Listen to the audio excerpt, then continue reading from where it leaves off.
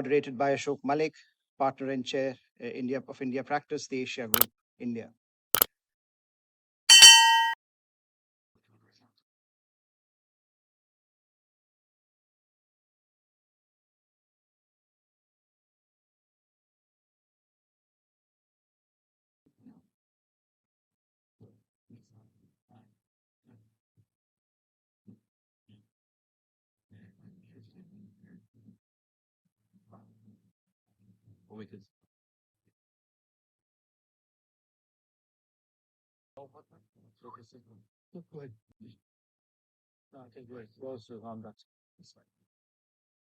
Good morning. Good morning.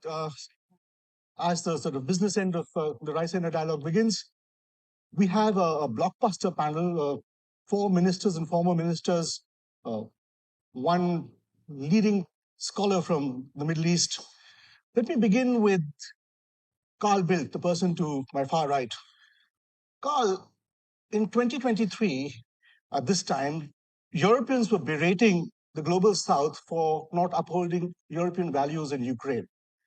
In 2024, at this time, the global South was berating Europe for not upholding European values in Gaza. This year, you have the American vice president berating Europe for not upholding European values in Europe. What's going on? Yeah, that's a bloody good question. Particularly related to the last part. Don't ask me to explain what the US vice president said in Munich about the freedom of speech, because that was to be incomprehensible. But we have free speech in Europe, so he's prepared. He's welcome to come back and say the same thing and see if we can understand anything of what he means.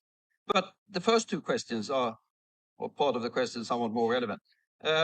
Ukraine, you mentioned that as a question of European values. I would say it's not a question of European values. The Ukraine aggression is a question of the fundamentals of international law. Indeed, if you go back to, say, the Nuremberg trial, they defined aggression as the supreme international crime above everything else. And they did that for the very reason that the international system is built on states. It's not the United Nations, really. It's the United States that we have. And respect for the sovereignty and territorial integrity of states is the absolute foundation stone of international security. Everything else flows from that. So the Russian aggression was a fundamental breach of that. In much the same way as sort of Saddam Hussein against Kuwait, and we have a couple of other cases, not too many, and the international community has always reacted very strongly against them. And we had that in this particular case as well. We had 141 members of the United Nations voting to condemn it. I'm not going to mention, I'm sometimes diplomatic. I'm not going to mention who abstained in that particular vote, but anyhow. So I think that's a fairly fundamental thing. Gaza, painful, as is the entire conflict in the Middle East, but slightly different, of course, because Israel did have the right to respond to the terrorist attack, no question about that. But at the same time, it had the duty to respond within the respect for international humanitarian law. Did it do that? In my opinion, not. And the European Union said so as well. There were strong reactions from Europe against the way in which, at the end of the day, the Israelis handled it from the humanitarian law point of view. It was not a question of aggression, but it was a question of breach of international humanitarian law. And then, of course, we have been fairly strong in trying to advocate a resolution of that particular conflict based on international law. 2-state solution, respect for UN resolutions and all of that. If you see that in the last few weeks where the European Union has been very strong in expressing support for what's been said by Egypt, by Saudi Arabia, by the Arab League on Gaza thing, where there have been some fairly strange, you might have noticed, some fairly strange proposals circulated in international debate. And Europe has been very strong in saying, no, international law applies. So the world is a complicated place. I think we Europeans, see if we agree on this, try to base our position, yes, on values, no doubt, but also on the fundamental interest that we have in something called international order, which is far from perfect, but which we want to work as much as possible.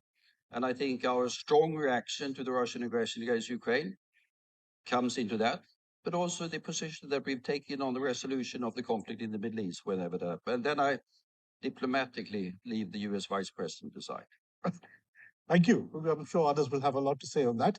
Dominique Hassler, you have spoken in the past and with some eloquence and determination about big power vetoes in the Security Council, negating the sense of the General Assembly. Is the solution a more democratic, less elitist, I would say, multilateral formulation? And how would that work in practice? So first of all, thank you very much for having me today. It's a great honor to be here. Perhaps I start with the beginning. Where is Liechtenstein located? In the heart of Europe. And for us, the United Nations and the international rules-based order is part of our DNA. We are 40,000 inhabitants living in the same border since 300 years without armed forces. So if there wouldn't be an international rules-based order, if we wouldn't have a strong UN, my country wouldn't exist anymore in a few minutes. So if you ask me about the veto and why Liechtenstein is engaging so much also in the General Assembly, it is because of that. We do believe in multilateralism. We do need a strong UN. And a strong UN is only functioning when we are orientating each other at the framework which we gave us. And I think it is clear that there is a right to a veto, but it's also clearly defined in the Charter. Then we should use the veto.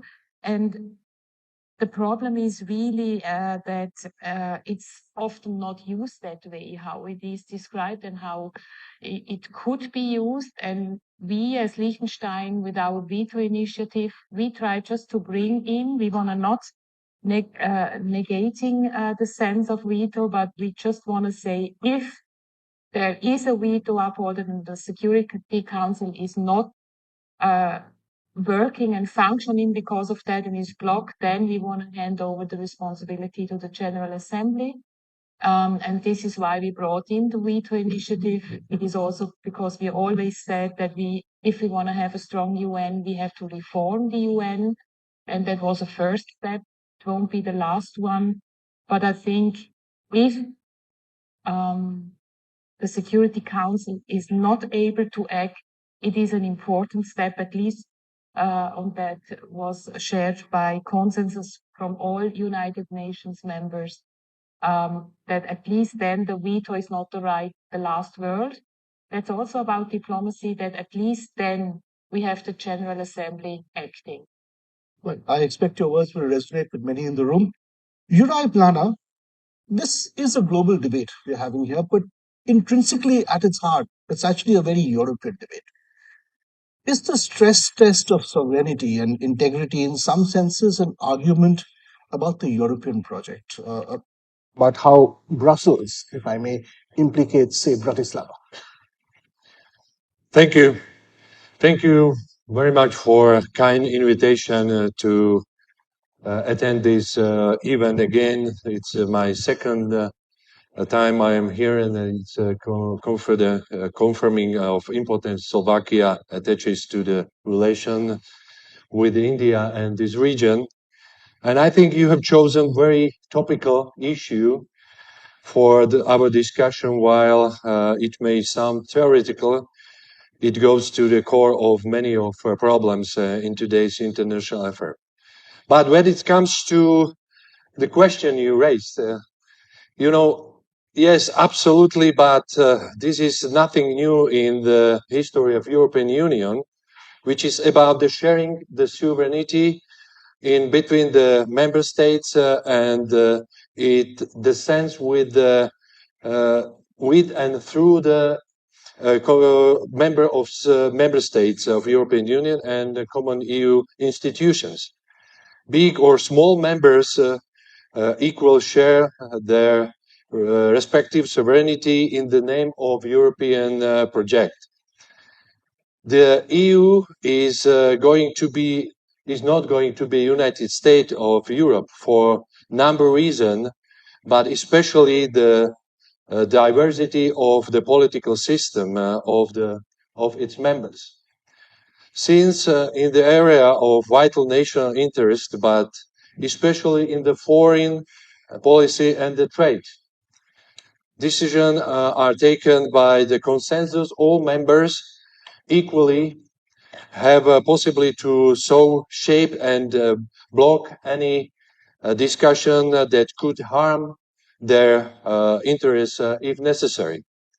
The key element of the European project is constructive solidarity, and this is, I think, very important to understand. Meaning, states are in agreement to seek solution and to support each other. And let me give you one example. We have the rotation of EU presidencies are held by each country for 6 months. And if there is no agreement and some big country is just at the presidency, so it has very much to put effort to come to any agreement with a low country which is not very favorable with some issue which is raised. So it's normal, and I think it's very good. That's why is so-called European Union about the sharing and no giving up the sovereignty, roughly similar to entering multilateral treaties. It is up to each state to decide what to accept or not. Slovakia is a medium-sized European nation with open, export-oriented economy. 85% of GDP is generated by it. Thus, for us, this is a better alternative to function within the European Union, and I think this is very important to underline. So, at the same time, for my country, it is important to keep the veto right inside the European Union, especially on the issue related to national identity.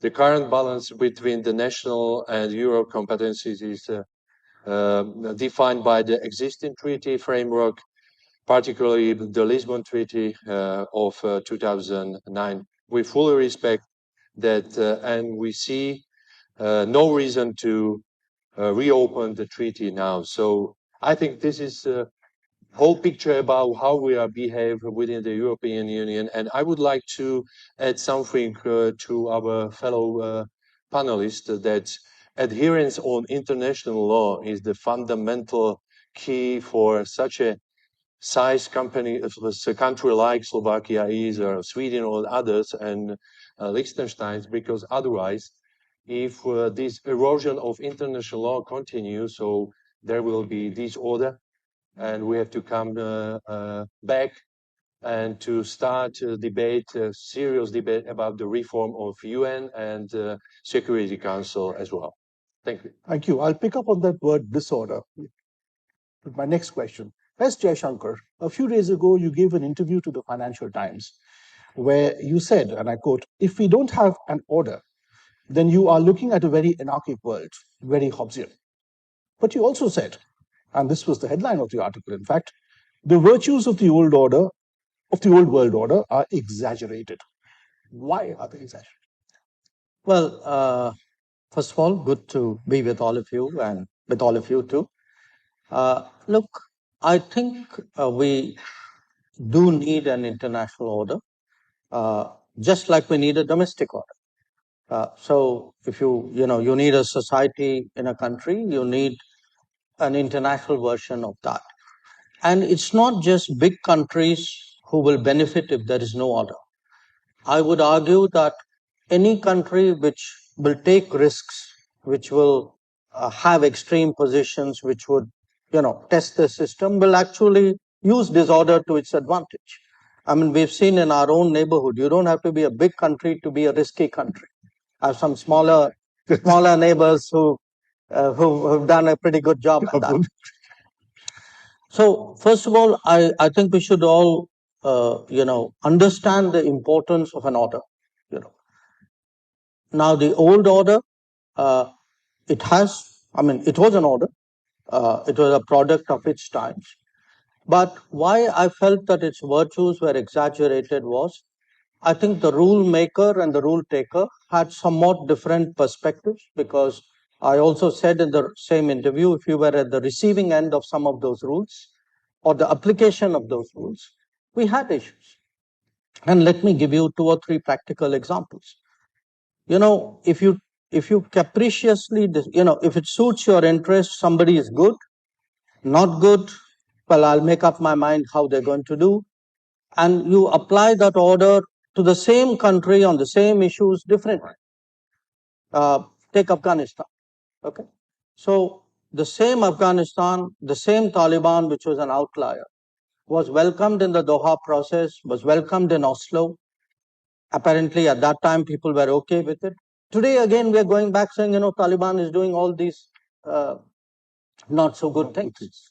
Now, if they were doing all of that, what was discussed in Oslo and Doha? You had a British general who described them at that time as, well, they are country boys with their own honor code. Now, so when it suits you to deal with the Taliban, they're okay. When it is not, they're not okay. You are an extremist today, you wear a suit and tie, you are okay. I think I have a problem with that. Let's give you a second example. We all speak of sovereignty and territorial integrity. All of us agree. It's a vital principle. It's a bedrock of global rules. After the Second World War, the longest standing illegal, I would say, presence, occupation of a territory by another country pertains to India. What we saw in Kashmir. Now, we went to the UN. What was an invasion was made into a dispute. So the attacker and the victim were put on par. Who were the culpable parties? UK, Canada, Belgium, Australia, USA. So, pardon me, I have some question marks on that old order.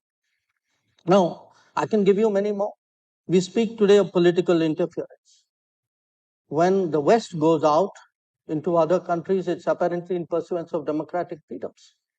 When other countries come into the West, it seems to have a very malign intention. So I think we need, if to have an order, there must be fairness. I agree with you, Dominic. We need a strong UN, but a strong UN requires a fair UN. A strong, a global order must have some, some basic consistency of standards. We have military coups to our east in Myanmar. They are no. We have them even more regularly to the west. You know where? They seem to be okay.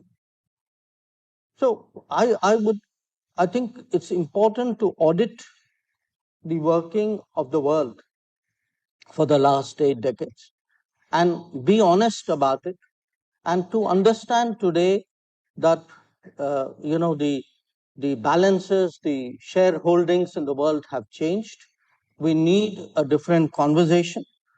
We need, frankly, in that sense, a different order. I move now to Dubai Abul Hol. The order-disorder dialectic is perhaps historically most keenly felt or pronounced in your part of the world, the Middle East. You represent an Arab voice, a West Asian voice on the panel. 100 years ago, Western powers began building peace, between double quotes, in the Middle East. They failed spectacularly. They're still failing. Now we have the paradox of an Arab country hosting and brokering peace between 2 warring European nations. How can we, and I purposefully use we here, do it better? First of all, it's a pleasure to be with you all here today. And I have to say, hearing the sentence, 100 years ago, Western powers sought to bring peace to the Middle East sounds eerily similar to what we're hearing today in the news. But the difference is, I would say, 100 years ago, what Western powers actually did in the region was not bring peace. It was enforcing colonial imposition, arbitrary borders, and governance models that were frankly parachuted into the region. They were not built by the region. And so what we see today is the result of it being not peace, but fragility. And it's a legacy of externally dictated arrangements that often ignored the political, social, and perhaps more importantly, economic realities of the region. But the paradox you mentioned is indeed striking. An Arab country and a Gulf country today is, in fact, attempting to broker peace between warring European nation. But this reversal, I believe, underscores a very fundamental shift that's happening in our part of the world that's not getting enough attention. And it is that Arab Gulf countries in particular will no longer just be passive subjects of a new international order. They're actually quite active shapers of it. And this changes the dynamic in a way that I think requires us to approach the question of how can we, and I think we here, I can broadly say Arab states, but also Global South, South-South cooperation more broadly, how we can do it better is as follows. One, sustainable peace cannot be imposed. It has to be facilitated. And I think that's the key thing that would be a difference from traditionally Western imposed peace-building processes, is there's no legacy of sort of neo-colonial objectives. There's no sense of trying to have a one-size-fits-all model on how peace should and should not look like. And there's a certain legitimacy and credibility to that, because we've actually lived how wrong that went. And secondly, I think we must prioritize economic interdependence as part of peace-building processes, and the Gulf is perfectly situated to put forth such an arrangement. The formula I think that is yet to be cracked is how can we make war too costly, and how can we make cooperation too beneficial to move away from.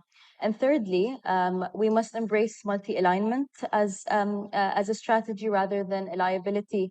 And I think India does this brilliantly. And what makes the Global South, I think, the future of peace building and peace processes today is that it's going to approach with a bigger capacity for genuine, non-ideological non-alignment. And that is something that has been particularly absent when we've conflated the term Western with global when it comes to values, but also political processes more broadly. Thank you. Carl Bildt, let me ask you a provocative question. The last one was provocative enough.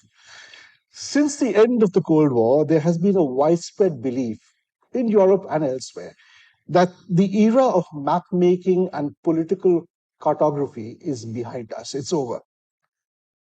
After January 20th, is a new era of map making and territorial change upon us. When the world order changes, do our maps change? Well, if you talk about a new era of map making, I hope you're wrong, because a new era of map making would be a new era of war. We Europeans tend to be, and we're not alone, we tend to be fairly fundamentalist on respecting borders. And that's based on the bitter historical experience that all of these, you can call them, as the US president did the other day on the US-Canadian border, artificial lines drawn on a map. They are artificial lines, all of them, but they've all been drawn by blood, rivers of blood through history.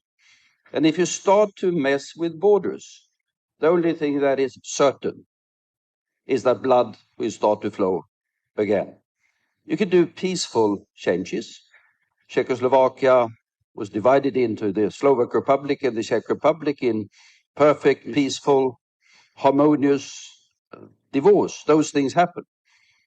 But the historical lesson is otherwise fairly clear. And that is why, going back to Ukraine again, but going back to Saddam Hussein, Kuwait, going back to annexations in the Middle East, these are dangerous things, both in themselves and because they could send that message as to imply that there's a new era of map making. And if it's a new era of map making, then some are strong and some are weak. And the strong will draw the borders in the way they want. 1962 might be remembered in this part of the world as another exercise in map making that was dangerous. And you can see the strong reaction that we have on these issues. And as I said, artificial lines. You could always go back in history and say things were like that before. 1,000 years ago, we had that particular land. Accordingly, we have the right to land now. The US president, to take him again, because he happens to be fairly active in this particular debate, I've noticed, he said that the one way or the other, they will get Greenland. Well, Greenland has been part of Denmark longer than California has been part of the United States. Yeah, well, even Texas, I think. I don't want to give any idea to the Mexicans here, but I mean, you see, when you start to play with borders, you play with blood. And that is why we are. Then it has to be said, there are some difficult cases sometimes. We did manage, it was managed overall, a peaceful breakup of the Soviet Union. Overall, there were exceptions. The breakup of Yugoslavia was not managed in a peaceful way, as we know. And there was a borderline case which is still complicated from the point of international law, and that was Kosovo. Because much the same way as with Soviet Union, Yugoslavia, the independent republics had the right to independence. Kosovo wasn't a republic, but it was nearly a republic. It had been deprived of some of the rights of republic status. So accordingly, it didn't have the automatic right to independence that Bosnia or Slovenia or Serbia or Croatia had. Macedonia, North Macedonia these days. And that created an ambiguous situation that has been somewhat painful from the point of international law and resulted in another war, as we know. So that's why we are, and that's why we are, due to rather bitter historical experience, rather fundamentalist on respecting borders. Fair enough, sobering words. Dominic Hassler, a provocative question for you as well. You represent a small but extremely prosperous and successful country, a financial center with very high per capita GDP. Don't countries such as yours inevitably compromise sovereignty to become so successful? Why and when is that a problem? So thank you very much for this provocative question, and I would allow myself to give a provocative answer.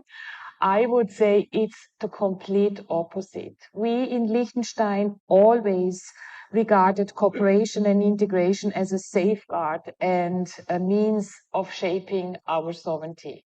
And it was never isolationism, and it was never building up walls. And if we look back to our history, I said it before, 300 years, same borders, surrounded by war, but we have never been affected. Of course, first point, it helped us that we had good neighbors, for which we are very thankful. But in 1970, even though we have good neighbors, our Prince, His Serene Highness, Prince Adam II, he held a very, very symbolic and a very visionary speech to the population. He said back then, and he chose the symbol of backpack. Even though we are, as Liechtenstein, surrounded by good neighbors, we shouldn't depend on the backpackers of others. We should stand up for our own sovereignty. And that was the first step also to go into the process to be part of international bodies. First, we joined the Council of Europe. It wasn't easy at all because we really had to prove that back then, though 30,000 inhabitants are able to be a state and to act like a state. And afterwards, in 1990, when we had experience with international bodies, we could join the UN. So it was always cooperation and integration. And if you are asking me about the economical success also there, Liechtenstein is part of the EA. We are not a member of the EU, but we are part of the internal market. We implemented 10,000 of EU acts. One could say if you implement foreign acts that could perhaps influence your sovereignty. But in my country, it was always, we are highly industrialized, not only a financial sector. It was always the case that this legal frameworks gives us also sovereignty. And I think it's the same with international law. We gave us this framework also at the UN. And sometimes in those times, I have the feeling that you could believe that UN only serves smaller countries. Of course, a small country like mine always know from morning until night and from night until morning, 24 hours, that we are dependent on the international law. But my colleague from India, he spoke of my heart when he says the UN serves for everybody, whether you are small or big. And I think that is multilateralism. There is sitting on a panel a country with 40,000 inhabitants versus a country with 1.46 billion inhabitants. And we do say the same. We need a strong multilateralism. We need a well-functioning UN. And I think that is a symbol of that it is worth to fight for. Uri Blana, your two previous colleagues have spoken with some passion about European institutional architecture and integrity. Quite honestly, for 8 decades, the United States has underwritten European sovereignty. Mr. Trump has new ideas. From here on, how will Europe secure its territorial integrity and its sense of sovereignty? Thank you for this question. I think you are right. What is right now happening is that U.S. Administration is asking Europe to take care of our own defense and security. And as you mentioned, we celebrate 80th anniversary of the end of the Second World War. So it is about the right time to do something right now. And it's just like a bit happened in India. We Europeans are now trying to become more independent and more autonomous in the field of defense and security. It does not mean losing strategic tie with the US, of course, and Canada. Quite to the contrary. It is about becoming more equal security partners within the other NATO's allies across the Atlantic. The war in Ukraine revived NATO's collective defense reliance. 2 new members, Sweden and Finland, joined the alliance, and now many countries of the EU23 are at the same time a member of NATO. So now Mr. Trump is asking us to spend more on the defense and our own security. It is what every US president since the Cold War started has been calling for. For us, in Slovakia with very low budget, 2 things are important in this respect. So this investment should respect also benefit defense to the public, which can be done through the dual use of projects like bridges, railways, and infrastructure overall, and hospital. And since the Slovakia is in a Eurozone member, is also very important to adjust the fiscal rule for compliance with the European Central Bank and so on. So Slovakia is meeting our defense spending commitments. We have spent the required 2% of GDP on defense, out of which 20% is spent for modernization. So we spend more than 35%.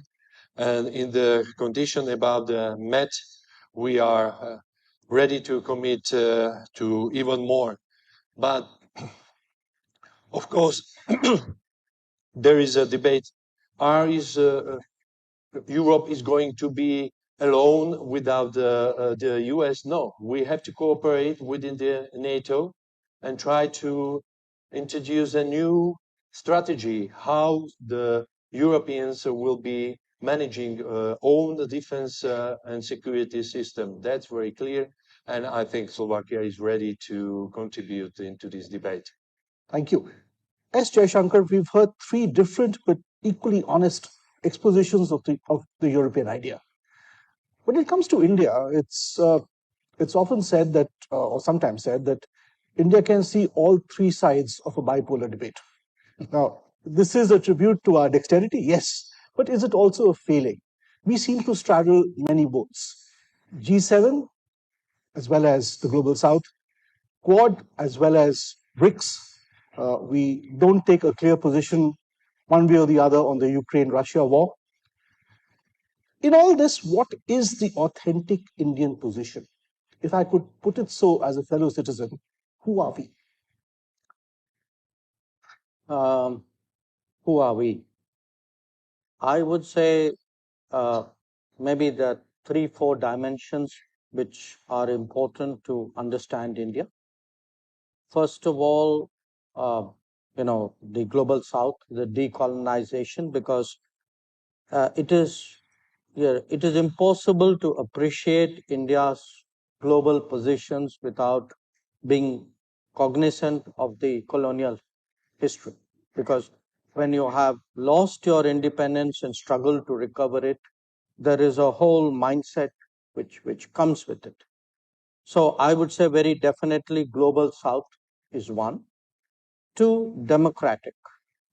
Our choice in the 1940s to become a modern democratic polity, I argue we draw on our own traditions in that regard. To be a democratic polity, to be a market economy, to be a society which respects faiths, I think this is also a very important part of our DNA. And sometimes even we in India take it a bit for granted, but many of our positions take this into account. Third, I would argue that in a way we have navigated, adapted to a world which has not always been kind to us, which has not always been accommodating at us, but we have in that sense developed a certain skill of which you make some reference, but a way of really, I would call it both a tactical skill but a long view, that we have a not a 5-year, 10-year necessarily horizon and understanding of ourselves. And for today, as the most populous country in the world, as the 5th largest economy of the world, perhaps 3rd by the end of this decade, in various other domains, you can see, we are doing more, we are contributing more. I think the idea of a multipolar world, and where India itself is concerned, to think of how to become a leading power at some point of time. I think these are the Global South character, the democratic character, the adapting long view aspect, and a multipolar world towards which we are working. I think if you keep these in mind, a lot of what we do in different situations would make sense. Now, you put your question in a certain way. I understand why you want to elicit a certain reply from me. But I want you to think back, because you began by saying 23, 24, 25, how has it changed? I would argue many of the positions we took in 23 and 24 on this very platform, which at that time were not necessarily liked, today stood the test of time. True. Dubai Abul Hol, I'd like to take that same point about taking the long view to your part of the world. Sitting at conferences like this one, discussing sovereignty, territorial integrity, agency of domestic decision making, all of this sounds almost theoretical if you consider Syria or Lebanon. The best antidote, and I guess India is one example of this, is state formation, robust state formation. Shouldn't the Arab world also look inwards? I think, frankly, from a distance, it might look like territorial integrity and sovereignty seem like theoretical debates when it comes to states like Syria and Lebanon. But we cannot brush over the fact that state institutions in many parts of the Middle East have been hollowed out. And they've been hollowed out by war, by conflict, by foreign interference. And yes, I think a core solution will have to be empowering stronger state authority. But I would argue what's more important than that is having the Arab world look inwards to decide what does Arab agency and legitimacy look like going forward. So looking inward, yes, is important, but that shouldn't be an exercise of further isolating the region away from its wider neighborhood. And I think on the debate of what does agency look like for the Arab world and Arab states today, two things are very important, and two things have to be more honestly open to debate. And one of them is regional institutionalization. What does Arab multilateralism look like today? We need to have an inward exercise of saying, okay, if we're talking about how the international community has failed us, how multilateralism is broken, how can we build our own multilateral arrangements that can work for the region and by the region? And that does not just include perhaps expanding the mandate of the Arab League or the GCC. These are kind of easy wins, I would say, or a more of a clear pathway forward. But we also have to look at thematic multilateralism in the region in sectors like water, but also AI and food security. And so there needs to be instead of waiting for the world to rearrange itself to sort of suit our needs, we have to build our own multilateral frameworks that work for our region. And secondly, is technology and defense capabilities. There has to be a decades-long investment in domestic capacity building when it comes to these two sectors, because it's not sustainable for the region. I think much of the world to be in panic every 4 years whenever there's a new White House, and how that directly impacts domestic security and defense capabilities. So I think, yes, we've spoken a lot about how the world has failed us, but we need to take matters, I think, as a region in our own hands in a way that fits what we need in 2025 and beyond.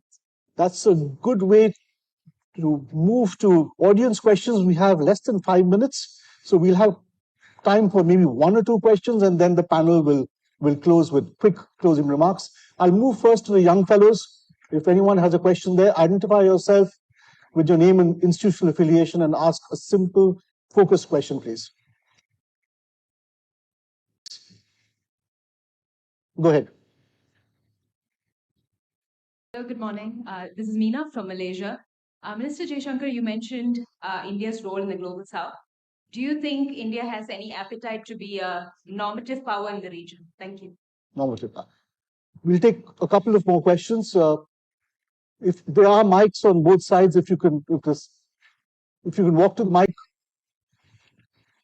Anyone else from the young fellows who has a question? Look, you need to walk to the mic. Just don't have your hands up. Just go to the mic.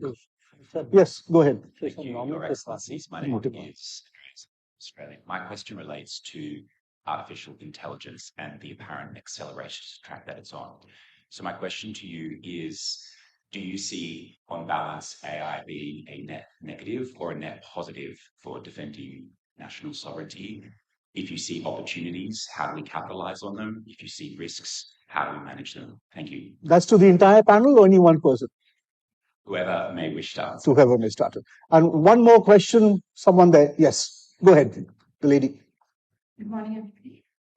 So my question is to Honorable Jaishankar sir.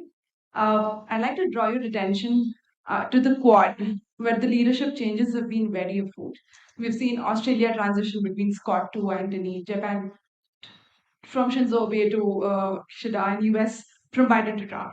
And of course, in India, the Prime Minister Modi has, provided a sense of continuity amidst the global shift. Your question, please. Yeah. So, as India assumes the presidency of the Quad this year, how do you envision India leading the way and setting the tone for the critical grouping? And now coming back to a related note. Just one question. Fine. Thank you. Anyone else from that side for the final question? Second from the Go ahead. AI. Artificial. No one? Yeah, go ahead. Go ahead.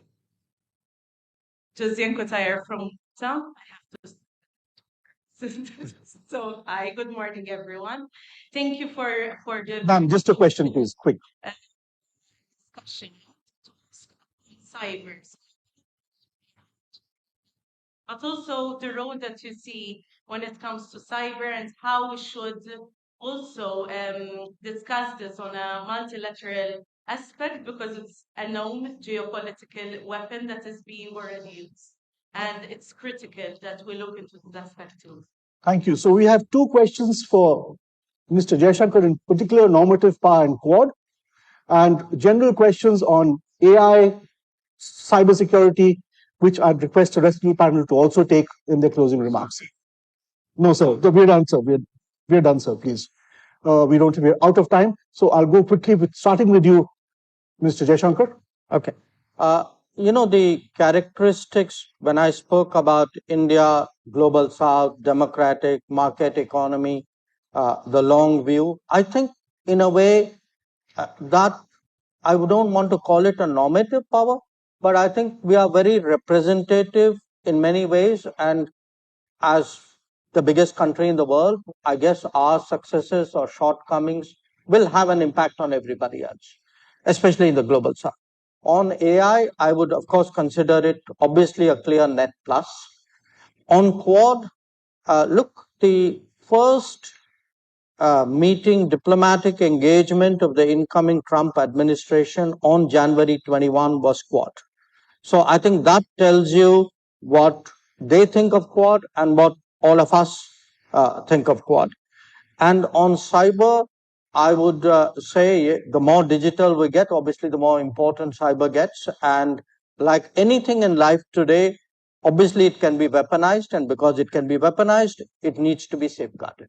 Thank you. Dubai, anyone issue you want to pick up and comment on as closing comments? I wanted to just highlight the idea of alternative multilateralism. We've spoken at length about UN reform, but that conversation cannot just be within the halls of the UNGA every September. There needs to be a greater investment in alternative new mechanisms, including BRICS and others, because we cannot just wait for the UN to reform itself. Great. Jurai, do you want to respond to any of the questions? So about the AI, I think it is our responsibility as elected leaders to make sure that our society are resilient to external manipulation and interference. So that means, first of all, we need to make sure that our norms, laws, and procedures are up to date to the most recent technological advance and hybrid tactics. So we have to be ready for this and to prepare ourselves. Thank you. Dominic. Nothing. Carl, you have the last word. Just briefly on AI, I agree, net positive. But in this world of turmoil that we're living at the moment, we should recognize that there are three areas where we, irrespective of everything else, need to work together. One is global health. Second is climate change. And the third is AI. We need guardrails. We need some principles that unites everyone.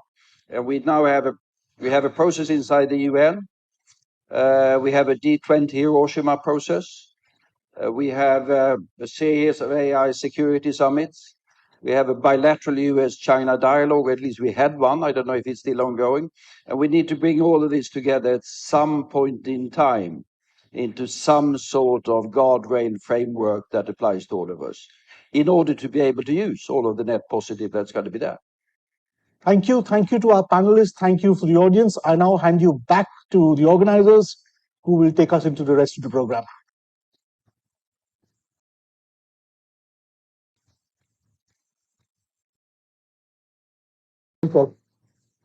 Photograph. Oh, photograph.